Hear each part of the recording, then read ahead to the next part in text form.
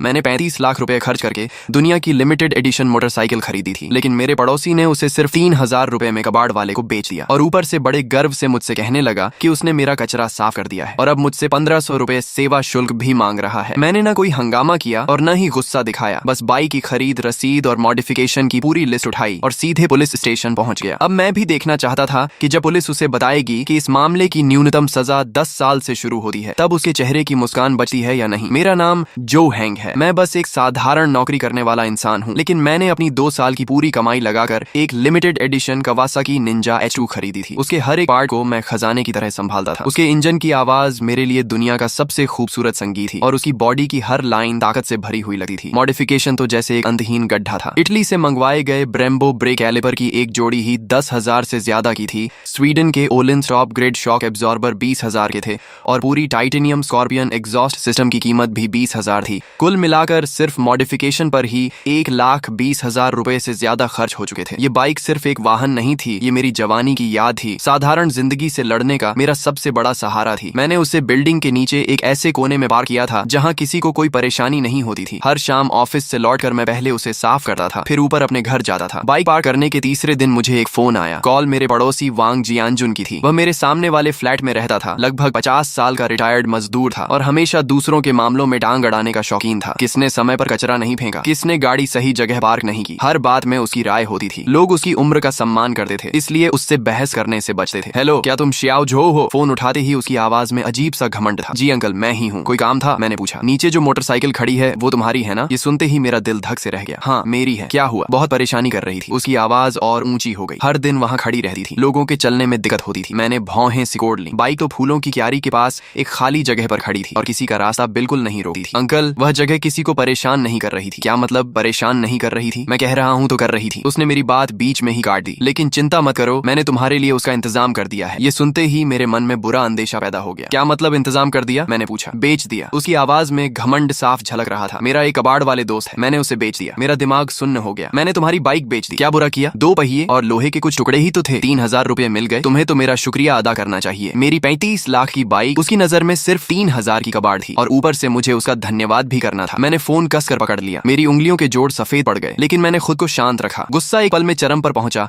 और अगले ही पल बर्फ जैसी ठंडी समझदारी में बदल गया। ऐसे लोगों पर चिल्लाना और बहस करना सबसे बेकार तरीका होता है। उसे क्या पता लिमिटेड एडिशन क्या होता है, ब्रेम्बो क्या होता है और ओलिंस क्या होता है। उसकी दुनिया में उसने मेरा कचरा साफ किया था और अच्छी कीमत पर बेचा था, इसलिए वही मेरा उपकार करने वाला था। श्याओ झो, चुप क्यों हो गए? खुशी के मारे बोलती बंद हो गई क्या? वह लगातार बोले जा रहा था। याद रखना, उन 3,000 में से आधे मेरे हैं। अगर मेरी पहचान नहीं होती तो तुम्हारी कबाड़ बाइक 1,000 में भी नहीं बिकी। मैंने आगे कुछ नहीं सुना। ठीक है अंकल, समझ गया। मैंने बिल्कुल शांत आवाज में इतना कहा और फोन काट दिया। कमरे में सन्नाटा छा गया। खिड़की से आती धूप भी आंखों में चुभ रही थी। मैं अपने स्टडी रूम में गया और दराज खोली। अंदर फाइलों का एक बड़ा ढेर रखा था। 23 लाख रुपए की खरीद रसीद, 12 लाख रुपए की मॉडिफिकेशन लिस्ट, हर आइटम का ब्रांड, मॉडल, प्राइस और परचेज डेट साफ साफ दर्ज था। मैंने सभी प्रिंटेड दस्तावेज एक साथ करीने से जमा किए। कुल 37 पन्ने थे। मैं उन फाइलों को शांत नजरों से देखता रहा। मेरी आंखें गहरे पानी की तरह स्थिर थीं। वांग जियानजुन, ये रास्ता तुमने खुद चुना है। अगर तुम्हें लगता है कि उसकी कीमत सिर्फ 3,000 है, तो अब कानून तुम्हें बताएगा कि उसकी असली कीमत कितनी है। अगले दिन मैंने ऑफिस से छुट्टी ली, फाइलों का मोटा बंडल उठाया और घर के पास वाले पुलिस स्टेशन पहुंच गया। वहां मेरी मुलाकात एक युवा पुलिस अधिकारी ली से हुई। कॉमरेड, क्या समस्या है? उन्होंने मुझे पानी का गिलास देते हुए पूछा। ऑफिसर, मैं रिपोर्ट दर्ज करवाने आया हूँ। मेरी मोटरसाइकिल चोरी हो गई है। अधिकारी ली ने सिर हिलाया और रिपोर्ट बुक निकाल ली। नाम, पहचान पत्र नंबर, मैंने सारी जानकारी दे दी। अब बताइए, बाइक कब और कहां से गायब हुई? कल दोपहर मेरे घर के नीचे से। कौन सा मॉडल था? कितने समय से आपके पास थी? खरीद की रसीद है? अधिकारी ली लगातार सवाल पूछते हुए नोट्स लेते जा रहे थे। उनके लिए मोटरसाइकिल या इलेक्ट्रिक स्कूटर चोरी होना एक आम मामला था। Kawasaki ninja H2 limited edition. Oh Kawasaki, उन्होंने सिर हिलाया, लेकिन साफ था कि उन्हें इस मॉडल की असली कीमत का अंदाजा नहीं था। रसीद और बाकी सारे दस्तावेज मेरे पास हैं। मैंने हाथ में पकड़ी फाइल उनके सामने रखी। फाइल काफी मोटी थी, जिसे देखकर वे थोड़ा हैरान हुए। उन्होंने सबसे ऊपर रखी खरीद रसीद उठाई। जैसे ही उनकी नजर 23 लाख रुपए की रकम पर पड़ी, उनका हाथ अचानक रुक गया। उन्होंने सिर उठाकर मुझे दोबारा गौर से देखा। उनकी आंखों में हैरानी साफ दिखाई दे रही थी। कॉमरेड, क्या आपको यकीन है कि यह रसीद असली है? बिल्कुल। मैंने अपना पहचान पत्र और खरीद अनुबंध भी उनके सामने रख दिया। मालिक की सारी जानकारी मेरी है, आप जांच कर सकते हैं। अधिकारी ली का चेहरा गंभीर हो गया। उन्होंने फाइल उठाई और एक एक पन्ना ध्यान से पलटना शुरू कर दिया। ब्रेम्बो ब्रेक कैलिपर की कीमत 12,000 थी। ओलिंस का रियर शॉक एब्जॉर्बर 21,000 का था और स्कॉर्पियन की पूरी एग्जॉस्ट सिस्टम 33,000 की थी। जैसे जैसे अधिकारी ली पन्ने पलटे गए, उनकी गति धीमी होती गई और चेहरे का भाव भी गंभीर होता चला गया। जब वे आखिरी पन्ने तक पहुंचे और कुल रकम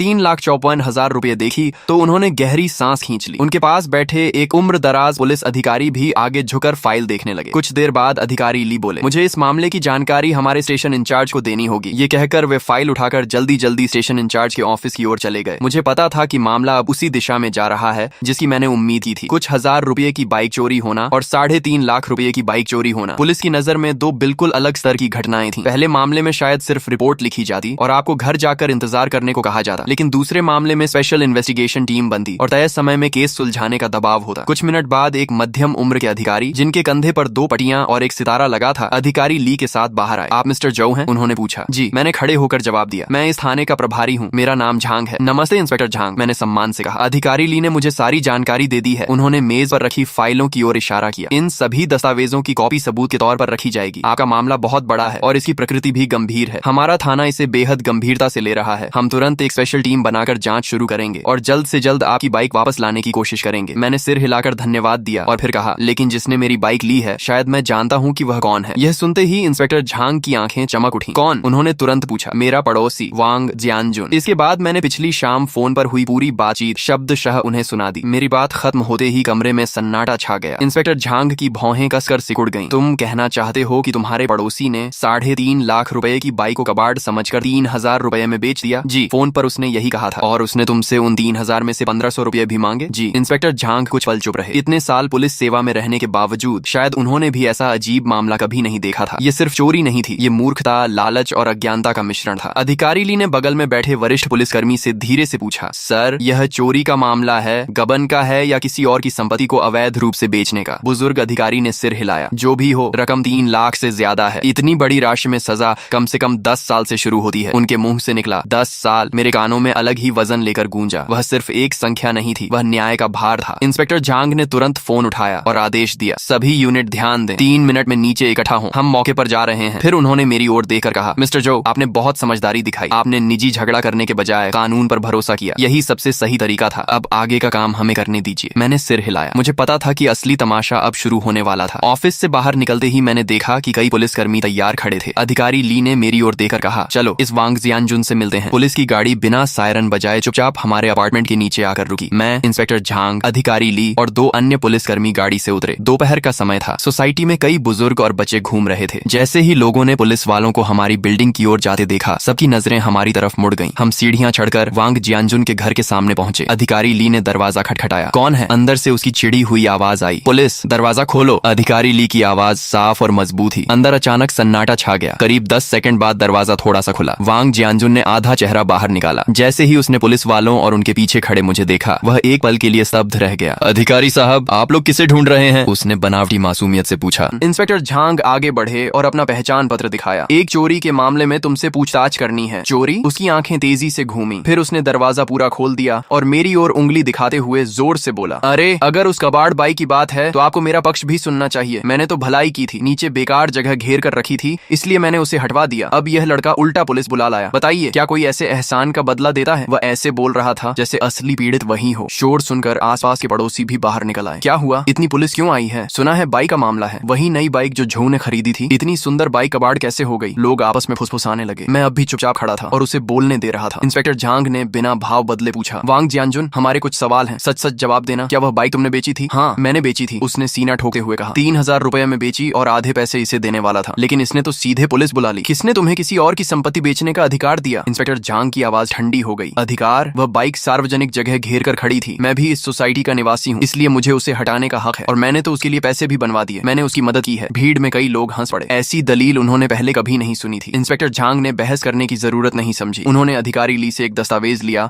और उसके सामने खोल दिया। वांग जियानजुन, आंखें खोलकर देखो, यह बाइक मालिक जो हेंग की खरीद रसीद और मॉडिफिकेशन लिस्ट है। बाइक की मूल कीमत 2,30,000 रुपए और मॉडिफिकेशन पर 1,24,000 रुपए खर्च हुए हैं। कुल कीमत 3,54,000 रुपए है। हमारे कानून के अनुसार इतनी बड़ी रकम की चोरी पर 10 साल से लेकर उम्र कैद तक की सजा हो सकती है। इंस्पेक्टर झांग का हर शब्द हथौड़े की तरह उसके दिमाग पर गिर रहा था। वांग जियानजुन की आंखें दस्तावेज पर जमी रह गईं। उसके चेहरे का घमंड और अकड़ पल भर में गायब हो गई। उसकी आंखें फैल गईं और मुंह खुला रह गया। गले से बस टूटी फूटी आवाज निकल रही थी, नहीं, यह असंभव है। एक मोटरसाइकिल की कीमत 3 लाख से ज्यादा कैसे हो सकती है? तुम लोग झूठ बोल रहे हो, सब मिलकर मुझे फंसा रहे हो। उसकी आवाज कांप रही थी। तभी उसकी पत्नी लिछुई हुआ घर के अंदर से भागती हुई बाहर आई। क्या हुआ? क्या बात है? लेकिन जैसे ही उसने दरवाजे पर पुलिस और और बाहर जमा पड़ोसियों की भीड़ देखी, उसके चेहरे का रंग भी उड़ गया। अधिकारी साहब, जरूर कोई गलतफहमी हुई है। मेरे पति तो बहुत सीधे साधे इंसान हैं। इंस्पेक्टर झांग ने उसे ठंडी नजर से देखा। गलतफहमी? तुम्हारे पति ने अपने पड़ोसी की 3,54,000 रुपए की बाइक 3,000 में बेच दी है, इसे तुम गलतफहमी कहती हो? ये सुनते ही ली छुई हुआ की आंखें फट गई। क्या 3,54,000? उसकी चीख पूरे गलियारे में गूंज उठी। उसी पल वहां मौजूद हर व्यक्ति ने गहरी सांस खींची। सबकी नजरें मेरी ओर मुड़ गईं। पहले उनमें सहानुभूति थी, फिर हैरानी और अब सम्मान था। किसी ने कल्पना भी नहीं की थी कि नीचे खड़ी वह मोटरसाइकिल एक घर की डाउन पेमेंट जितनी कीमत रखती है। वांग जियानजुन का चेहरा पूरी तरह सफेद पड़ चुका था। वह दरवाजे का सहारा लेकर खड़ा था और ऐसा लग रहा था कि किसी भी पल गिर जाएगा। 3,54,000, 10 साल से ज्यादा की जेल, ये दो बातें उसके दिमाग में हथौड़े की तरह गूंज रही थीं और उसकी सारी हिम्मत टूट चुकी थी। तभी उसकी पत्नी ने उसका हाथ पकड़कर जोर जोर से हिलाना शुरू किया। जल्दी बताओ, बाइक किसे बेची थी? जल्दी उसे वापस लाओ। 3 लाख से ज्यादा की रकम हम कहां से भरेंगे? वांग जियानजुन के होंठ कांप रहे थे, लेकिन काफी देर तक उसके मुंह से एक शब्द भी नहीं निकला। बोलते ही अधिकारी ली आगे आए और सख्त आवाज में बोले, वांग जियानजुन, अभी और तुरंत हमें बताओ कि तुमने बाइक किसे बेची है और खरीदार कहाँ है? वांग जियानजुन की आंखों में पूरी तरह निराशा छा चुकी थी। उसने अपनी पत्नी की ओर देखा और टूटे हुए शब्दों में बोला, मैंने कबाड़ खरीदने वाले को बेच दी थी। अब वो इंसान भी नहीं मिल रहा और पैसे भी मैंने जुआ खेलकर हार दिए। ये सुनते ही ली छुई हुआ जोर से रो पड़ी। वह जमीन पर बैठ गई और हाथ पैरों के सहारे घिसटते हुए मेरी ओर आई और मेरे पैंट पकड़ ली। श्याओ झो, नहीं मिस्टर झो, कृपया हमारे साथ दया करो और मेरे पति को छोड़ दो। वह बस एक बूढ़ा और समझदार न होने वाला इंसान है, उसे कुछ नहीं पता। उसकी चीखें बेहद दर्दनाक और टूटे हुए भावों से भरी थी। उसके चेहरे पर आंसू और नाक बह रही थी और अब उसमें पहले जैसा कोई घमंड नहीं बचा था। आसपास खड़े पड़ोसी इशारे कर करके बातें कर रहे थे। सच में 3,50,000? हे भगवान, इस बार तो वांग जियानजुन फंस गया। ये फंसना नहीं है, ये तो सीधा खुद को मशीन में डालने जैसा है। ठीक ही हुआ, हमेशा छोटे फायदे उठाता था, अब सजा मिल गई। मैं नीचे देखकर ली छुई हुआ को देख रहा था। मेरे चेहरे पर कोई भाव नहीं था। दया शायद थोड़ी हो, लेकिन दया के साथ अक्सर गलत कामों की जिम्मेदारी भी जुड़ी होती है। अगर आज मेरी बाइक सिर्फ 3,000 की होती तो क्या वह लोग ऐसे ही रोते? नहीं, तब वे दोनों मिलकर मुझे ही गलत साबित करते और ऊपर से 1,500 रुपए भी खुशी खुशी रख लेते। मैंने हल्के से अपना पैर खींचा और उसके हाथ से खुद को छुड़ाया और शांत आवाज में कहा, ये बातें तुम अदालत में जाकर कहना। मेरी आवाज तेज नहीं थी, लेकिन वहां मौजूद हर इंसान तक साफ पहुंच गई। ली छुई हुआ स्तब्ध रह गई और मुझे अविश्वास से देखने लगी। शायद उसने नहीं सोचा था कि मैं इतने हालात में भी इतना ठंडा रह सकता हूँ। इंस्पेक्टर झांग ने अधिकारी ली की तरफ इशारा किया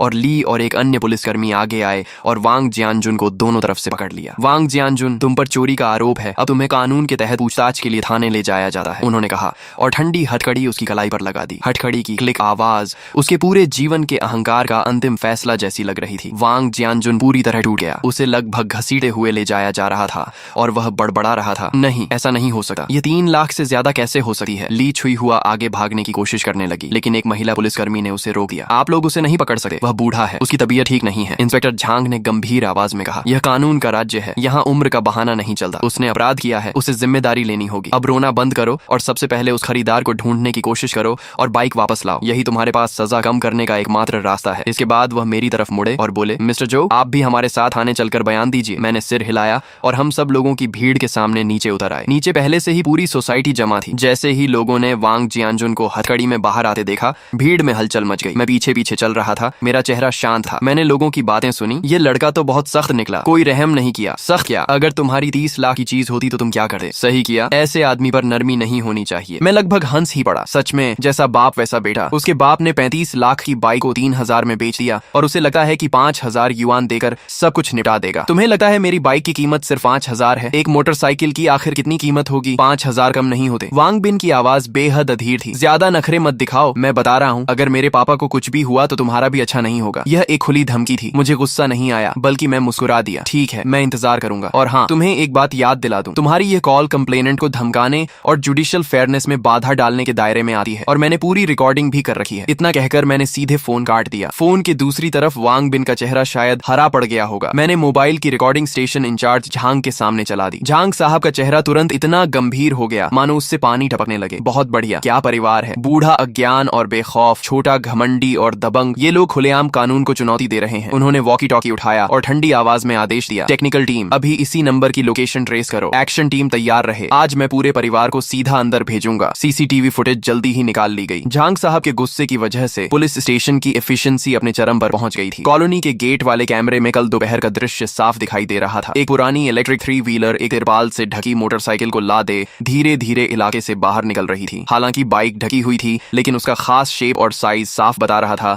कि वह मेरी निंजा H2 थी। वही है। मैंने स्क्रीन पर घास की टोपी पहने आदमी की ओर इशारा किया। फुटेज जूम करो और उसका चेहरा साफ निकालो। झांग साहब ने आदेश दिया। टेक्निकल स्टाफ ने तुरंत काम शुरू किया और थोड़ी ही देर में उसकी एक साफ साइड फेस फोटो प्रिंट कर दी गई। ये फोटो लेकर आसपास के स्क्रैप यार्ड और कम्युनिटीज में पूछताछ करो, मुझे यह आदमी चाहिए। पुलिसकर्मी तुरंत निकल पड़े। मैं स्टेशन में ही रुक गया और खबर का इंतजार करने लगा। इंतजार का समय बेहद कठिन था। मुझे नहीं पता था मेरी बाइक किस हालत में होगी। क्या उसे पूरी तरह खोलकर पार्ट्स में बदल दिया गया होगा या कहीं छिपा दिया गया होगा। मैं सबसे बुरे नतीजे के बारे में सोचना भी नहीं चाहता था। करीब 1 घंटे बाद झांग साहब के वॉकी टॉकी से आवाज आई, रिपोर्ट सर, आदमी मिल गया है शहर के बाहरी इलाके में एक बड़े स्क्रैप रिसाइकलिंग फैक्ट्री में। बाइक? झांग साहब ने तुरंत पूछा। बाइक भी यही है, पूरी तरह सुरक्षित। जैसे ही मैंने पूरी तरह सुरक्षित सुना, मेरी तनी हुई नसें आखिरकार ढीली पड़ गईं। ऐसा लगा जैसे शरीर की सारी ताकत निकल गई हो और मैं कुर्सी से टिक गया। बहुत बढ़िया, मैंने लंबी सांस छोड़ी। झांग साहब के चेहरे पर भी मुस्कान आ गई। मिस्टर जो, चलिए हम साथ चलकर देखते हैं। हम तुरंत गाड़ी से शहर के बाहरी इलाके वाले स्क्रैप रिसाइकलिंग फैक्ट्री की ओर निकल पड़े। कच्ची और उबड़ खाबड़ सड़क पर लगभग 15 मिनट तक झटके खाने के बाद हम वहां पहुंचे। सामने का दृश्य काफी विशाल था। पुरानी धातु, प्लास्टिक और कार्डबोर्ड के ढेर छोटे छोटे पहाड़ों जैसे लगे हुए थे। हवा में जंग और इंजन ऑयल की मिली जुली अजीब सी गंध फैली हुई थी। मेरी निंजा H2 वहां ऐसे खड़ी थी जैसे कोई राजकुमार गलती से झुग्गी बस्ती में पहुंच गया हो। एक बड़े टिन शेड के नीचे मेरी बाइक को और भी बड़े वाटरप्रूफ कवर से ढका गया था। कुछ पुलिसकर्मी उसके पास पहरा दे रहे थे और लियू नाम का स्क्रैप डीलर जमीन पर बैठा उदास चेहरे के साथ पूछताछ झेल रहा था। मैं तेजी से आगे बढ़ा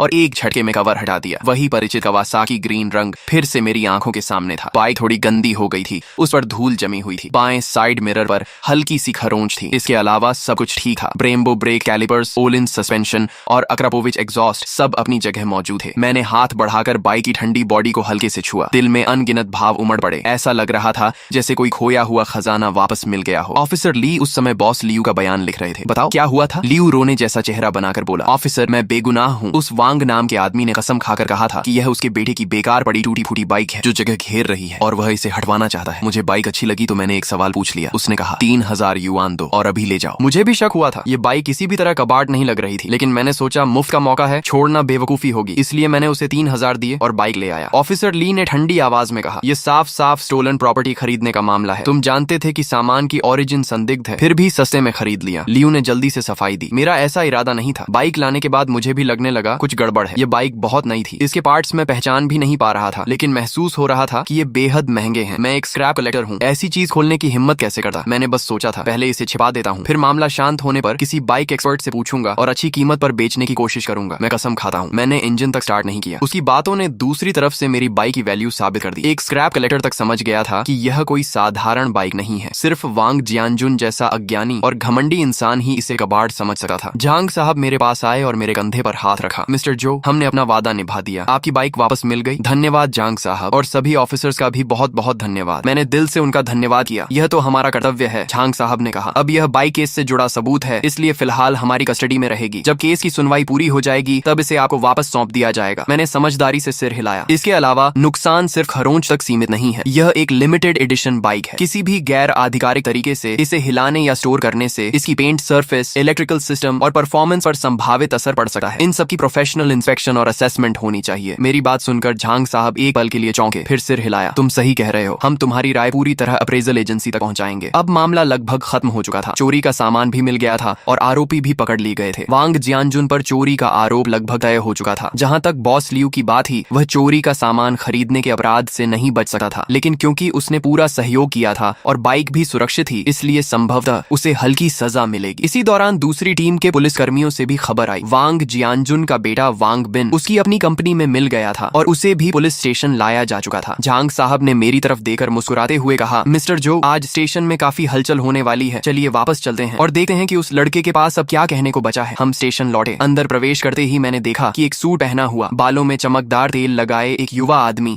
इंतजार वाली कुर्सी पर अधीरता से बैठा हुआ था। वह वांग बिन था। उसके बगल में ली छुई हुआ रोते हुए उससे कुछ कह रही थी। जैसे ही उसने मुझे देखा, वह तुरंत खड़ा हुआ और तेजी से मेरी तरफ आया। तुम ही जो हेंग हो? उसने मुझे ऊपर से नीचे तक देखा। उसकी आंखों में तिरस्कार भरा हुआ था। मैं तुम्हें आखिरी मौका देता हूँ, 1 लाख युआन लेकर मामला खत्म कर दो, वरना मैं तुम्हें इस शहर में जीना मुश्किल कर दूंगा। मैंने उसकी तरफ देखा और मुझे हंसी आ गई। उसे अभी तक समझ ही नहीं आया था कि स्थिति क्या है, या फिर यूं कहें कि अपनी पूरी जिंदगी में वह पैसे और रुतबे से हर समस्या हल करता आया था। उसे लगता था कि 1 लाख युआन और एक धमकी मुझे झुका देगी। तुम वांग बिन हो सही, मैंने शांत स्वर में कहा। बोलने से पहले मैं तुम्हें 2 कानूनी बातें समझने की सलाह दूंगा। पहली, विशेष रूप से बड़ी राशि वाली चोरी किसे कहते हैं। दूसरी, क्रिमिनल केस में पब्लिक प्रोसिक्यूशन प्रिंसिपल क्या होता होता है। क्रिमिनल केस ऐसा मामला नहीं है जिसे तुम चाहो तो निजी समझौते से खत्म कर दो। मेरी बात सुनकर वांग बिन का चेहरा सख्त हो गया। उसे उम्मीद नहीं थी कि मैं उससे कानून की बात करूंगा। तुम मुझे ये सब मत सिखाओ। तुम्हें बस ज्यादा पैसे चाहिए। इतना दिखावा क्यों कर रहे हो? 2 लाख युआन, यह मेरी आखिरी सीमा है। अगर अब भी नहीं माने तो मुझे कठोर कदम उठाने पड़ेंगे। तभी पीछे से झांग साहब आ गए। उनका चेहरा बेहद गंभीर था। वांग बिन, उनकी आवाज ज्यादा ऊंची नहीं थी लेकिन अधिकार से भरी हुई थी। ये पुलिस स्टेशन है, तुम्हारी कंपनी नहीं। यहाँ शिकायतकर्ता को धमकाने की हिम्मत तुम्हें किसने दी? झांग साहब के कंधे पर लगे पुलिस रैंक को देकर वांग बिन की अकड़ तुरंत आधी रह गई। मैंने उन्हें धमकाया नहीं, मैं तो बस समझौता करना चाहता था। समझौता? झांग साहब ने ठंडी हंसी हंसते हुए कहा, तुम्हारे पिता ने 35 लाख युआन की चीज चुराई और तुम 2 लाख युआन देकर समझौता करना चाहते हो। काफी समझदार हिसाब लगाते हो। और फोन पर मिस्टर जो को धमकाने वाली रिकॉर्डिंग भी हमारे पास मौजूद है। जुडिशियल फेयरनेस में बाधा डालने और मलिशियस डेफेमेशन का एक और आरोप जोड़ लो। लगता है तुम अपने पिता का साथ देने जेल जाना चाहते हो। झांग साहब की हर बात वांग बिन के दिल पर हथौड़े की तरह पड़ रही थी। उसके माथे पर ठंडा पसीना आ गया। आखिरकार उसे समझ में आया कि यह कोई छोटी मोटी परेशानी नहीं थी जैसी वह पहले संभालता आया था। उसके बगल में बैठी ली छुई हुआ तो डर के मारे रोना भी भूल चुकी थी और सिर्फ कांप रही थी। ऑफिसर, गलतफहमी है, सब गलतफहमी है। वांग बिन का स्वर अचानक नरम हो गया। उसने चेहरे पर जबरदस्ती मुस्कान लाने की कोशिश की जो रोने से भी ज्यादा बदसूरत लग रही थी। मैं अभी बिजनेस ट्रिप से लौटा हूँ, मुझे पूरी बात पता नहीं थी। गुस्से में गलती हो गई, कृपया बुरा मत मानिए। मेरे पिताजी ने जानबूझकर ऐसा नहीं किया, बस उम्र के कारण उनका दिमाग ठीक से काम नहीं कर रहा था। लेकिन झांग साहब उसकी बातों में आने वाले नहीं थे। जानबूझकर किया या नहीं इसका फैसला कानून करेगा। अभी वांग जियानजुन पर चोरी का आरोप है, लियू पर चोरी का सामान खरीदने का और तुम पर जुडिशियल फेयरनेस में बाधा डालने का। तुम सबकी जांच होगी। ऑफिसर ली, इन माँ बेटे को भी पूछताछ कक्ष में ले जाइए और अलग अलग पूछताछ कीजिए। ऑफिसर ली आगे बढ़े और उन्हें चलने का इशारा किया। वांग बिन का चेहरा पूरी तरह सफेद पड़ गया। उसने मदद की उम्मीद में मेरी तरफ देखा लेकिन मैंने केवल ऐसा भाव दिया मानो मैं कुछ नहीं कर सकता। अगर पहले समझदारी दिखाई होती तो आज यह दिन नहीं देखना पड़ता। जब उन्हें ले जाया गया तो ऑफिस आखिरकार शांत हो गया। झांग साहब ने मुझे एक गिलास पानी दिया। मिस्टर जो, आपको यह तमाशा देखना पड़ा। कोई बात नहीं, दुनिया बड़ी है और हर तरह के लोग होते हैं। झांग साहब ने आह भरी। सच है, यह परिवार जरूरत से ज्यादा बिगड़ चुका है। मैंने अभी वांग बिन की जांच करवाई है। उसकी खुद की एक छोटी कंपनी है और बाहर भी वह हमेशा दबंगई करता फिरता है। उसे लगता है कि पैसा हर समस्या हल कर सकता है। इस बार उसे लॉ बेस्ड सोसाइटी की अच्छी शिक्षा मिलेगी। इसके बाद सब कुछ तय प्रक्रिया के अनुसार चलता गया। वांग जियानजुन ने चोरी के अपराध को पूरी तरह स्वीकार कर लिया। बॉस लियू ने भी माना कि उसने लालच में आकर संदिग्ध स्रोत वाली बाइक सस्ते में खरीद ली थी। वांग बिन और ली छुई हुआ भी रिकॉर्डिंग और कानून के दबाव के सामने सारी सच्चाई बताने पर मजबूर हो गए। क्योंकि सबूतों की चेन पूरी थी और तथ्य स्पष्ट थे, इसलिए मामला जल्द ही प्रोसिक्यूटर ऑफिस को भेज दिया गया। उधर मैंने भी एक वकील नियुक्त कर लिया जो सिविल कॉम्पेंसेशन लॉ सूट संभालने वाला था। मेरी मांग बहुत सीधी थी। पहली, वांग जियानजुन की क्रिमिनल रिस्पॉन्सिबिलिटी तय हो और किसी भी हालत में उसे माफी न मिले। दूसरी, वह मेरी सारी आर्थिक हानि की भरपाई करे। इसमें बाइक की डिप्रिशिएशन कॉस्ट, प्रोफेशनल इंस्पेक्शन और रिपेयर फीस, साथ ही बाइक चोरी होने के दौरान मेरे ट्रांसपोर्टेशन एक्सपेंसेस भी शामिल थे। वकील ने मेरे सारे बिल्स और सबूतों की जांच के बाद अनुमान लगाया कि कॉम्पेंसेशन कम से कम 40 लाख युआन होगा, उससे कम नहीं। जब यह खबर वांग बिन तक पहुंची तो सुना गया कि उसने गुस्से में घर का एक एंटीक वेस तोड़ दिया। अगले कुछ दिनों में मैं पूरी कॉलोनी का मशहूर व्यक्ति बन गया। लोग मुझे सम्मान और डर के मिश्रण वाली नजरों से देखने लगे। अब कोई भी मेरे घर के सामने गलत तरीके से गाड़ी पार करने या सीढ़ियों में कचरा फेंकने की हिम्मत नहीं करता था। पूरी कॉलोनी का माहौल जैसे अचानक सुधर गया था। दूसरी तरफ वांग जियानजुन का परिवार सबकी नजरों में गिर चुका था। वे तरह तरह के तरीके अपनाने लगे। पहले रिश्तेदारों और दोस्तों के जरिए मुझसे सिफारिश करवाने की कोशिश की लेकिन मैं किसी से नहीं मिला। बाद में वांग बिन ने पैसे से मामला खत्म करने की कोशिश की। उसने कॉम्पेंसेशन की रकम 20 लाख से बढ़ाकर 30 लाख और फिर 35 लाख तक कर दी। लेकिन मैंने अपने वकील से हर बार साफ इनकार करवा दिया। ये पैसे का मामला नहीं था बल्कि सिद्धांत का था। कुछ लोगों को एक बार इतनी जोर से चोट पहुंचानी पड़ती है कि वे जिंदगी भर सम्मान करना सीख जाएं। जब उन्हें लगा कि कोई रास्ता नहीं बचा है तो ली छुई हुआ हर किसी के सामने रो रो कर कहने लगी कि मैं निर्दयी हूँ और उनके पूरे परिवार को बर्बाद करना चाहता हूँ। कुछ ऐसे बुजुर्ग जो सच्चाई नहीं जानते थे या हमेशा बीच बचाव करना चाहते थे, वे भी मेरी आलोचना करने लगे। मॉरल किडनैपिंग हमेशा कुछ लोगों का सबसे सस्ता हथियार होता है, लेकिन मैंने किसी से बहस नहीं की। मैंने चुपचाप एक दस्तावेज प्रिंट किया और बिल्डिंग के नोटिस बोर्ड पर चिपका दिया। वह प्रोसिक्यूटर ऑफिस द्वारा जारी किया गया वांग जियानजुन का अरेस्ट अप्रूवल नोटिस था। उसके नीचे मैंने अपने हाथ से एक पंक्ति लिखी थी, अज्ञानता अपराध से बचने का बहाना नहीं है, कानून के सामने सभी बराबर हैं। नोटिस बोर्ड के सामने मेरी वह घोषणा। उस अरेस्ट अप्रूवल नोटिस की फोटोकॉपी किसी भी बहस या सफाई से कहीं ज्यादा ताकतवर साबित हुई। जो पड़ोसी पहले मुझे बड़ा दिल रखने और माफ कर देने की सलाह दे रहे थे, अब वे मुझे देखते ही रास्ता बदल लेते थे। उनकी नजरों में सम्मान के साथ साथ एक हल्का सा डर भी था। वे मुझसे नहीं डरते थे बल्कि उस तरीके से डरते थे जिसमें मैं आम लोगों की तरह व्यवहार नहीं करता था, लेकिन फिर भी पूरी तरह कानून और तर्क के दायरे में रहता था। ली छुई हुआ का रोना धोना भी बंद हो गया। वह अब बिल्डिंग के नीचे बैठकर खुद को बेचारा साबित करने की कोशिश खुश नहीं करती थी, क्योंकि नोटिस बोर्ड के सामने से गुजरने वाला हर व्यक्ति उसे तिरस्कार भरी नजरों से देखता था। लेकिन मैं जानता था कि यह सिर्फ तूफान से पहले की शांति है। वांग परिवार इतनी आसानी से हार मानने वाला नहीं था, खासकर वांग बिन। वह ऐसा इंसान था जो हमेशा पैसे और ताकत से समस्याएं हल करता आया था। पुलिस स्टेशन से बाहर आने के बाद उसने एक बार भी मुझसे संपर्क नहीं किया। यह बिल्कुल असामान्य था। उसके स्वभाव के हिसाब से या तो वह बुरी तरह बौखला चुका होता या फिर किसी बड़े षड्यंत्र की तैयारी कर रहा होता। मैंने लापरवाही नहीं की। मैंने अपने वकील को फोन किया और वांग बिन को लेकर अपनी चिंता बताई। वकील ने मुझे सावधान रहने, अपनी पर्सनल सेफ्टी का ध्यान रखने और हर गतिविधि पर नजर रखने की सलाह दी। साथ ही उसने बताया कि क्रिमिनल केस अब प्रोसिक्यूटर ऑफिस के पब्लिक प्रोसिक्यूशन प्रोसेस में प्रवेश कर चुका है। वांग जियानजुन की जेल की सजा लगभग तय मानी जा रही थी। हमारी सिविल लॉ सूट भी आधिकारिक रूप से दाखिल की जा चुकी थी और अब सिर्फ सुनवाई का इंतजार था। ऊपर से देखने पर सब कुछ सही दिशा में बढ़ रहा था, लेकिन मेरे दिल की बेचैनी लगातार बढ़ती जा रही थी। सोमवार को मैं हमेशा की तरह ऑफिस काम पर गया। मैं जिस कंपनी में काम करता था वह एक मध्यम आकार की इंटरनेट एंटरप्राइज थी जो एंटरप्राइज सर्विसेज का काम करती थी। मैं वहाँ प्रोजेक्ट मैनेजर था। न बहुत बड़ा पद और न बहुत छोटा। काम काफी रहता था, लेकिन नौकरी सम्मानजनक थी। जैसे ही मैं ऑफिस पहुंचा मुझे माहौल कुछ अजीब लगा। सहकर्मी मुझे देकर नजरें चुरा रहे थे। कुछ लोग जो आमतौर पर मेरे काफी करीबी थे कुछ कहना चाहते थे, लेकिन कह नहीं पा रहे थे। मेरे दिल में अचानक एक झटका सा लगा। लगता है आखिरकार वह चाल चल दी गई थी। मैं अपनी सीट पर जाकर बैठा और कंप्यूटर चालू ही किया था कि एडमिनिस्ट्रेशन डिपार्टमेंट का एक कर्मचारी मेरे पास आया। जो हैंग, मिस्टर चेन आपको अपने ऑफिस में बुला रहे हैं। मिस्टर चेन हमारी कंपनी के मालिक थे। 40 साल से ऊपर उम्र, तेज दिमाग और बेहद सक्षम व्यक्ति। वह आमतौर पर मेरे जैसे स्तर के कर्मचारियों को सीधे अपने ऑफिस नहीं बुलाते थे। लगता है वांग बिन के हाथ अब कंपनी तक पहुंच चुके थे। मैंने गहरी सांस ली, अपने कपड़े ठीक किए और जनरल मैनेजर ऑफिस की तरफ चल पड़ा। ऑफिस का दरवाजा खुला हुआ था। मिस्टर चेन अपनी बड़ी कुर्सी पर बैठे थे। उनके चेहरे पर कोई खास भाव नहीं था। ये समझना मुश्किल था कि वह खुश हैं या नाराज। मिस्टर चेन, आपने बुलाया? मैंने पूछा। बैठो। उन्होंने सामने वाली कुर्सी की ओर इशारा किया। मैं बैठ गया और अपनी कमर सीधी रखी। मैंने खुद से कोई सफाई देने की कोशिश नहीं की, क्योंकि मुझे पता था कि मेरे आने से पहले वांग बिन अपनी तरफ की कहानी में खूब मिर्च मसाला लगाकर उन्हें सब कुछ बता चुका होगा। अब देखना यह था कि मिस्टर चेन किसकी बात पर भरोसा करते हैं। करीब आधा मिनट खामोशी रही। फिर आखिरकार मिस्टर चेन बोले, जो हैंग, आज मुझे एक फोन आया था दिंगशेंग ग्रुप के वांग बिन का। दिंगशेंग ग्रुप वांग बिन की कंपनी का नाम था। नाम सुनने में बड़ा लगता था, लेकिन असल में वह एक छोटी सप्लाई चेन कंपनी ही थी। हालांकि हाल ही में वे हमारी कंपनी के साथ एक कोऑपरेशन प्रोजेक्ट पर बातचीत कर रहे थे। अगर वह डील हो जाती तो हमारी कंपनी को अच्छा खासा ऑर्डर मिल सकता था। उसने मुझे तुम्हारे बारे में बहुत कुछ बताया। मिस्टर चेन की नजरें मेरे चेहरे पर टिक गईं, जैसे वह मेरी प्रतिक्रिया पढ़ना चाहते हो। उसका कहना है कि तुम एक बुजुर्ग पड़ोसी को जेल भिजवाने पर तुले हुए हो। उसने यह भी कहा कि तुम ब्लैकमेल कर रहे हो और 40 लाख युआन का कॉम्पेंसेशन मांग रहे हो। उसका दावा है कि तुम्हारा कैरेक्टर प्रॉब्लमैटिक है और तुम्हें कंपनी में रखना हमारे लिए रिस्क हो सकता है। उन्होंने वांग बिन की बातों को शांत स्वर में दोहराया, लेकिन मैं महसूस कर सकता था कि इस शांति के पीछे एक निर्णय लेने वाले व्यक्ति की गहरी जांच छिपी हुई थी। शायद मेरी नौकरी का भविष्य इसी बातचीत पर निर्भर था। मैंने तुरंत विरोध नहीं किया। जब वह बोल चुके तब मैंने धीरे से कहा, मिस्टर चेन, क्या उसने आपको बताया कि मेरे उस पड़ोसी ने मेरे साथ क्या किया था? मिस्टर चेन ने सिर हिलाया। नहीं, उसने बस इतना कहा कि यह एक मामूली पड़ोसी विवाद था। मैं मुस्कुरा दिया। मेरे पास एक मोटरसाइकिल है जिसे मैंने 35 लाख युआन में खरीदा था। मेरे पड़ोसी ने मेरी गैर मौजूदगी में उसे कबाड़ समझकर सिर्फ 3000 युआन में बेच दिया। फिर उसने मुझे फोन करके कहा कि वह मुझे 1500 युआन हिस्सा देने को तैयार है। उसके बाद उसका बेटा यानी वांग बिन मुझे फोन पर धमकाने लगा कि मैं 5 लाख युआन लेकर मामला खत्म कर दूं। जब मैंने मना कर दिया तो वह पुलिस स्टेशन तक आ गया और पुलिस वालों के सामने मुझे धमकाने लगा कि वह मुझे इस शहर में जीने नहीं देगा। क्या उसने आपको यह सब बताया? मेरी हर बात के साथ मिस्टर चेन की भौहें और सिकुड़ती गईं। जब मैं बोल चुका तो उनका चेहरा काफी गंभीर हो चुका था। मैंने अपना ब्रीफकेस खोला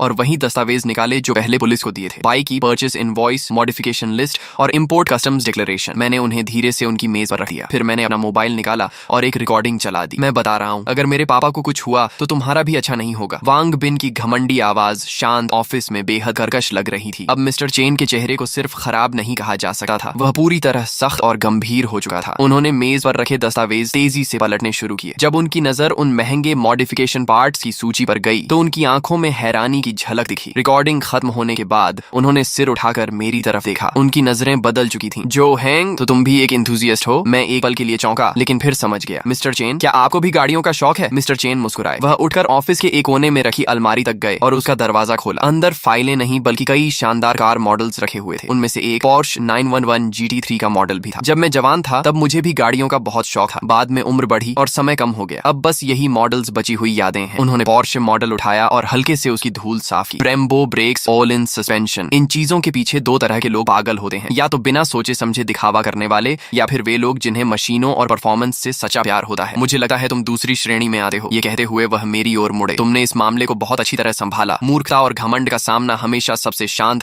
और सबसे तेज हथियार से करना चाहिए, ताकि सामने वाले को जिंदगी भर याद रहने वाला सबक मिले। हमारी कंपनी को तुम्हारे जैसे प्रिंसिपल वाले, रूल्स मानने वाले और लॉजिकल सोच रखने वाले कर्मचारियों की जरूरत है, न कि वांग बिन जैसे घमंडी और कानून को न मानने वाले बेवकूफों की। मेरे दिल पर रखा भारी पत्थर आखिरकार हट गया। मैंने सही अंदाजा लगाया था। मिस्टर चेन ऐसे इंसान थे जो खुद सोचते थे और तथ्यों के आधार पर फैसला लेते थे। जहां तक दिंगशेंग ग्रुप के साथ कोऑपरेशन प्रोजेक्ट की बात है, मिस्टर चेन वापस अपनी कुर्सी पर बैठे। उन्होंने मेज पर रखा फोन उठाया और इंटरनल लाइन मिलाई। दिंगशेंग ग्रुप के साथ चल रही कोऑपरेशन नेगोशिएशन तुरंत समाप्त की जाती है। कारण यह है कि मैं ऐसी कंपनी के साथ काम नहीं कर सकता जो बिजनेस कोऑपरेशन का इस्तेमाल हमारी कंपनी के इंटरनल अफेयर्स में हस्तक्षेप करने और हमारे कर्मचारियों को धमकाने के लिए करती हो। मुझे डर है कि भविष्य में वे हमारी कंपनी को भी इसी तरह दबाव में लेने की कोशिश करेंगे। उन्होंने फोन रख दिया और मेरी तरफ देखकर संतोष भरी मुस्कान दी। जो हैंग, तुम्हारी वजह से मुझे एक महत्वपूर्ण बात समझ में आई। तुमने समय रहते कंपनी के लिए एक बड़ा खतरा भी टाल दिया। जब मैं उनके ऑफिस से बाहर निकला तो मुझे लगा जैसे बाहर की धूप भी पहले से ज्यादा चमकदार हो गई हो। रास्ते में कुछ सहकर्मी मिले। उनके चेहरों पर पहले जो चिंता और सहानुभूति थी वह अब जिज्ञासा और सम्मान में बदल चुकी थी। स्पष्ट था कि दिंगशेंग ग्रुप के साथ डील कैंसिल होने की खबर कंपनी में फैल चुकी थी। मैंने ज्यादा कुछ नहीं कहा, बस हल्की मुस्कान के साथ सिर हिलाया और अपनी सीट पर वापस आकर बैठ गया। मुझे पता था कि वांग बिन की मेरी करियर में रुकावट डालने की कोशिश पूरी तरह नाकाम हो चुकी थी। सिर्फ नाकाम ही नहीं,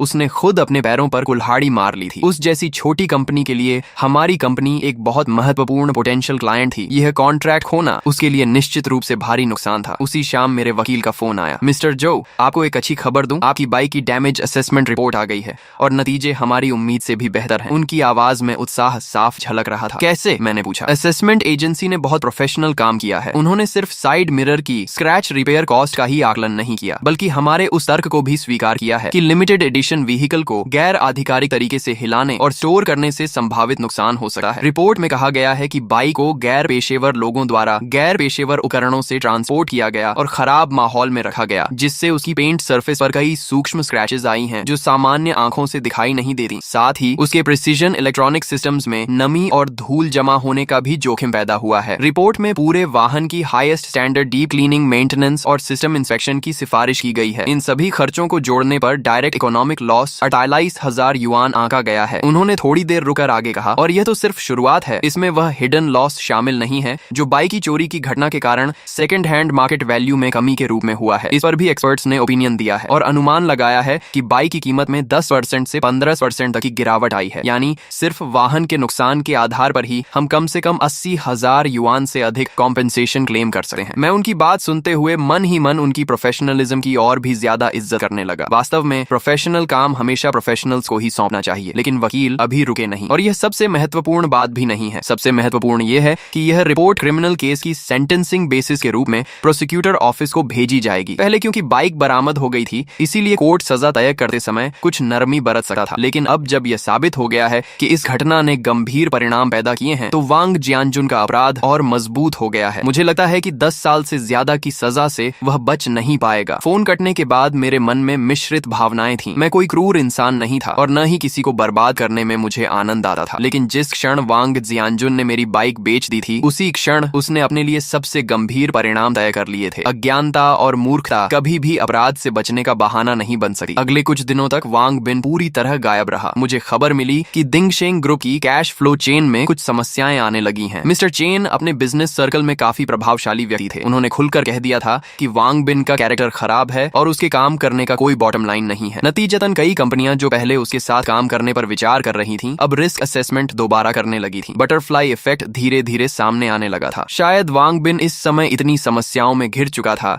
कि मेरे पीछे पड़ने का समय ही नहीं बचा था। उधर ली छुई हुआ ने भी मानो किस्मत के आगे हार मान ली थी। वह न तो फिर कभी दिखाई दी और न ही किसी को सिफारिश के लिए भेजा। दुनिया का नियम ही यही है, जब आप पर्याप्त दृढ़ता और सिद्धांत दिखाते हैं तो परेशान करने वाले लोग अपने आप दूर हो जाते हैं। सिविल लॉ सूट की सुनवाई 1 महीने बाद तय हुई, जबकि वांग जियानजुन का क्रिमिनल ट्रायल उससे पहले शुरू हो गया। सुनवाई वाले दिन मैं विक्टिम के रूप में कोर्ट में मौजूद था। वहां मैंने एक बार फिर वांग जियानजुन को देखा। सिर्फ 1 महीने के भीतर वह जैसे 10 साल बूढ़ा हो गया था। उसके आधे से ज्यादा बाल सफेद हो चुके थे, पीठ झुक गई थी और उसकी आंखों में डर और निराशा साफ दिखाई दे रही थी। जब प्रोसिक्यूटर ने इंडाइटमेंट पढ़ना शुरू किया और विस्तार से बताया कि उसने मेरी मोटरसाइकिल को कैसे अवैध रूप से बेचा और कैसे उसे गंभीर नुकसान पहुंचाया, तो उसका पूरा शरीर कांपने लगा। जब मेरे वकील ने 35 लाख युआन की परचेस इनवॉइस और लगभग 50,000 युआन की डैमेज रिपोर्ट सबूत के रूप में पेश की, तो कोर्ट रूम में बैठे लोगों ने हैरानी से सांस खींच ली। वांग जियानजुन का डिफेंस लॉयर यह साबित करने की कोशिश कर रहा था कि उसके पास चोरी करने की सब्जेक्टिव इंटेंट नहीं थी और यह सिर्फ अज्ञानता में हुई गलती थी, लेकिन लोहे जैसे मजबूत सबूतों के सामने ये दलीलें बेहद कमजोर लग रही थीं। फिर जज ने पूछा, प्रतिवादी, क्या आपको अपने किए पर पछतावा है? वांग जियानजुन ने सिर उठाकर मेरी तरफ देखा। उसकी धुंधली आंखें कांप रही थीं। मैं गलत था, मैं सचमुच गलत था। मुझे आपकी बाइक को हाथ नहीं लगाना चाहिए था। मुझे थोड़े से पैसे के लालच में नहीं पड़ना चाहिए था। उसकी आवाज भर्रा गई थी। यह पहली बार था जब मैंने उसके चेहरे पर सच्चा पछतावा देखा, लेकिन अब बहुत देर हो चुकी थी। कोर्ट कोई सब्जी मंडी नहीं होती और न्याय कोई ऐसी चीज नहीं होती जिस पर मोल भाव किया जा सके। फाइनल स्टेटमेंट के समय मैंने बोलने से इनकार कर दिया क्योंकि मुझे लगा अब कुछ कहने की जरूरत नहीं है। तथ्य खुद सब कुछ बता चुके थे। फिर जज ने फैसला सुनाया। प्रतिवादी वांग जियानजुन चोरी के अपराध का दोषी पाया जाता है। अपराध की राशि अत्यंत बड़ी है और इसके गंभीर परिणाम हुए हैं। तथ्य स्पष्ट हैं और सबूत पर्याप्त हैं। अपराध की परिस्थितियों तथा पश्चाताप को ध्यान में रखते हुए उसे 11 वर्ष के फिक्स टर्म इम्प्रिजनमेंट, 3 वर्ष के पॉलिटिकल राइट्स डिप्रीवेशन और 50,000 युआन के फाइन की सजा दी जाती है। फैसला सुनते ही वांग जियानजुन की आंखें पलट गईं और वह सीधे प्रतिवादी की सीट पर ढह गया। दर्शक दीर्घा के कोने से ली छुई हुआ की दिल दहला देने वाली चीख सुनाई दी। मैं शांतिपूर्वक खड़ा हुआ, पीछे मुड़कर नहीं देखा और कोर्ट रूम से बाहर निकल गया। बाहर आसमान बेहद नीला था। मैं जानता था कि वांग जियानजुन का फैसला अब समाप्त हो चुका है, लेकिन वांग बिन और उसके पूरे परिवार की असली परीक्षा अभी शुरू हुई थी। सिविल कॉम्पेंसेशन के 40 लाख युआन अभी भी उनके सिर पर बाकी थे। फैसले के बाद वांग परिवार की दुनिया पूरी तरह बिखर गई। 11 साल की जेल किसी 50 वर्ष से अधिक उम्र के व्यक्ति के लिए क्या मायने रखती है, यह बताने की जरूरत नहीं थी। सुना कि ली छुई हुआ गंभीर रूप से बीमार पड़ गई और आधे महीने से ज्यादा अस्पताल में रही। उधर वांग बिन के सामने और भी बड़ी समस्या खड़ी हो गई। उसके पिता पर 50,000 युआन का फाइन लगाया गया था और मेरी 400,000 युआन की सिविल कॉम्पेंसेशन केस भी समय पर सुनवाई के लिए पहुंच गई। कोर्ट में वांग बिन के वकील ने कॉम्पेंसेशन अमाउंट कम करवाने की पूरी कोशिश की। उन्होंने वाहन को नुकसान पहुंचने की बात तो मानी, लेकिन कॉम्पेंसेशन की रकम पर आपत्ति जताई। उनका कहना था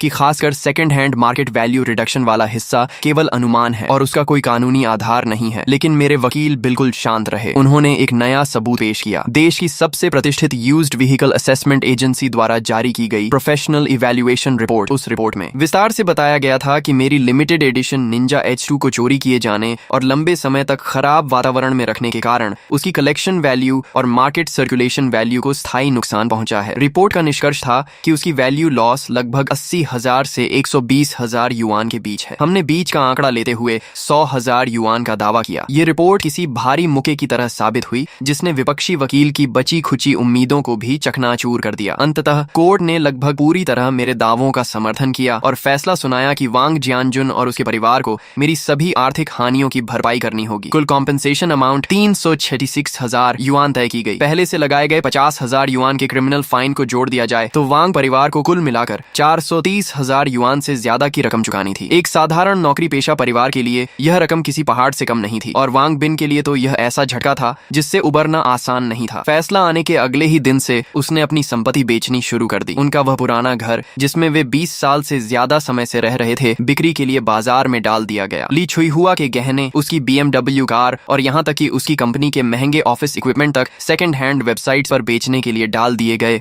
फिर भी इतनी बड़ी रकम जुटाने में उसकी कमर टूट गई। दिंगशेंग ग्रुप पहले ही हमारी कंपनी का ऑर्डर खोने के बाद मुश्किल में था। अब मालिक खुद मुकदमों में घिरा हुआ था और कंपनी की पूंजी भी लगभग खत्म हो चुकी थी। जल्द ही कंपनी की हालत इतनी खराब हो गई कि उसका संचालन मुश्किल हो गया। जब दीवार गिरती है तो हर कोई धक्का देने आ जाता है। जिन कंपेटिटर्स को उसने पहले परेशान किया था और जिन सप्लायर्स के पैसे उसने रोक रखे थे, वे सभी एक एक करके उसके पीछे पड़ गए। 2 महीने भी नहीं बीते थे कि दिंगशेंग ग्रुप ने आधिकारिक रूप से बैंक्रप्सी लिक्विडेशन की घोषणा कर दी। जो वांग बिन कभी सबकी नजरों में सफल प्रेसिडेंट वांग था, वह अब लोगों की नजरों में एक बदनाम डिफॉल्टर बन चुका था। इस दौरान उसने एक बार अपने वकील के माध्यम से मुझसे संपर्क किया। उसने अनुरोध किया कि मैं उसे कुछ अतिरिक्त समय दे दूं ताकि वह कॉम्पेंसेशन अमाउंट किस्तों में चुका सके। मैंने उसकी बात मान ली, लेकिन एक शर्त रखी। मैंने कहा कि उसे एक पब्लिक अपॉलॉजी लेटर लिखना होगा जिसमें वह पूरी सच्चाई बताए। उसके पिता की लालच और अज्ञानता, उसकी अपनी घमंड भरी हरकतें, मुझे धमकाने की कोशिश और जुडिशियल फेयरनेस में हस्तक्षेप करने के प्रयास, सब कुछ बिना छिपाए विस्तार से लिखना होगा और फिर उस माफीनामे को कॉलोनी के नोटिस बोर्ड पर पूरे 1 महीने तक लगाकर रखना होगा। वांग बिन काफी देर तक चुप रहा, लेकिन आखिरकार उसने यह शर्त मान ली क्योंकि उसके पास कोई दूसरा विकल्प नहीं था। कुछ दिनों बाद नोटिस बोर्ड पर लगी लाल रंग की अरेस्ट नोटिस के बगल में एक नई सफेद शीट दिखाई दी। वह वांग बिन का अपॉलॉजी लेटर था। उस पत्र के शब्द पश्चाताप और विनम्रता से भरे हुए थे। उसकी पंक्तियों में उस पुराने घमंडी वांग बिन की कोई झलक नहीं बची थी। कॉलोनी के लोग रोज वहां से गुजरते समय रुक कर उसे पढ़ते और फिर एक लंबी सांस भरते। ये किसी भी भाषण या सीख से कहीं ज्यादा प्रभावशाली चेतावनी थी। उसने सभी को एक बात सिखा दी, कभी किसी की सीमा लांघने की कोशिश मत करो और कानून की गरिमा को चुनौती देने की भूल मत करो, क्योंकि तुम कभी नहीं जानते कि तुम्हारे सामने दिखने वाला यह बिल्कुल साधारण सा पड़ोसी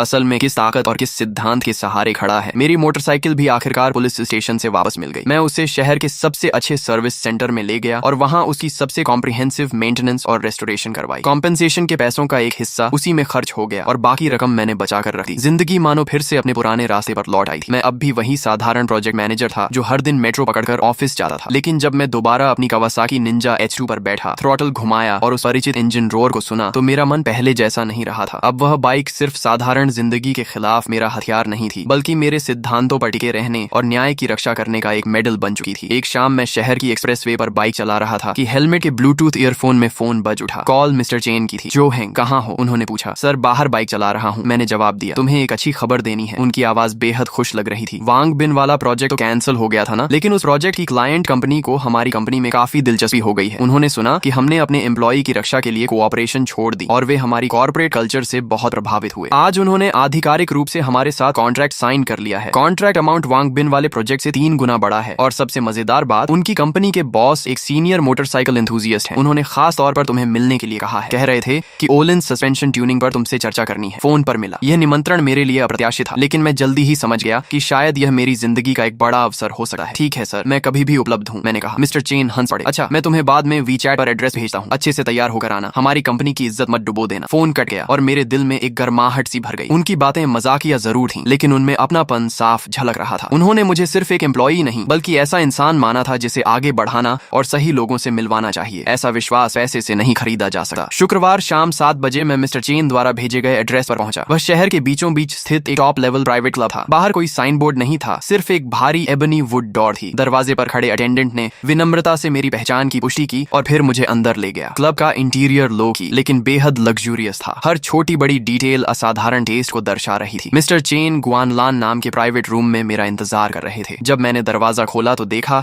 कि वह लगभग 50 वर्ष के एक सज्जन व्यक्ति के साथ बड़ी खुशी से बातचीत कर रहे थे। उस व्यक्ति ने एक सलीकेदार चाइनीज ट्रेडिशनल जैकेट पहन रखी थी। उसका व्यवहार शालीन था, आंखें गहरी थीं और उसकी हर हरकत में एक सफल नेता की स्थिरता दिखाई देती थी। स्पष्ट था कि वही क्लाइंट कंपनी के चेयरमैन थे, मिस्टर चेन। मैंने आगे बढ़कर अभिवादन किया। ओह, जो हैंग आ गए। मिस्टर चेन तुरंत उठे और मुस्कुराते हुए बोले, आइए आपकी मुलाकात करवाता हूँ। ये हैं होंगयुएन टेक्नोलॉजी के चेयरमैन मिस्टर ली वेहान। और ली सर, यही हैं हमारी कंपनी के प्रोजेक्ट मैनेजर जो हैंग, जिनके बारे में मैंने आपको बताया था। नमस्ते ली सर, मैंने बिना झिझक हाथ बढ़ाया। तो तुम जो हैंग हो? ली वेहान मुस्कुराए और मजबूती से हाथ मिलाया। उनकी हथेली चौड़ी और ताकतवर थी। उनकी नजरों में उत्सुकता और प्रशंसा दोनों थी। तुम्हारे बारे में मिस्टर चेन ने सब बताया है। तुमने हालात को बहुत समझदारी से संभाला, हिम्मत भी है और दिमाग भी। तुम बड़े काम करने की क्षमता रखते हो। यह तारीफ पूरी तरह दिल से निकली हुई लग रही थी। आप ज्यादा तारीफ कर रहे हैं, मैंने विनम्रता से कहा। मैंने सिर्फ वही किया जो मुझे सही लगा। बहुत बढ़िया। ली वेहान जोर से हंसे। आजकल सही काम करते रहना ही अपने आप में एक दुर्लभ गुण है। आओ बैठकर आराम से बात करते हैं। डिनर का माहौल मेरी उम्मीद से कहीं ज्यादा सहज था। हमने बिजनेस की ज्यादा बात नहीं की। ली वेहान और मिस्टर चेन दोनों ने बड़ी स्वाभाविकता से बातचीत को हमारे साझा शौक यानी मोटरसाइकिल्स की ओर मोड़ दिया। सुना है तुम्हारे पास निंजा H2 है? ली वेहान ने पूछा। जी हाँ, मैंने जवाब दिया। उनकी आंखें चमक उठी। वह तो कमाल की मशीन है। भाई लोग, आज के लिए बस इतना ही। अगर इस वीडियो पर अच्छा रिस्पॉन्स आया और आप लोगों ने भरपूर सपोर्ट दिखाया तो मैं कल ही इसका नेक्स्ट पार्ट अपलोड कर दूंगा। वीडियो पसंद आई हो तो लाइक कर देना, चैनल सब्सक्राइब कर लेना और कमेंट में जरूर बताना कि आपको स्टोरी कैसी लगी। मिलते हैं नेक्स्ट पार्ट में।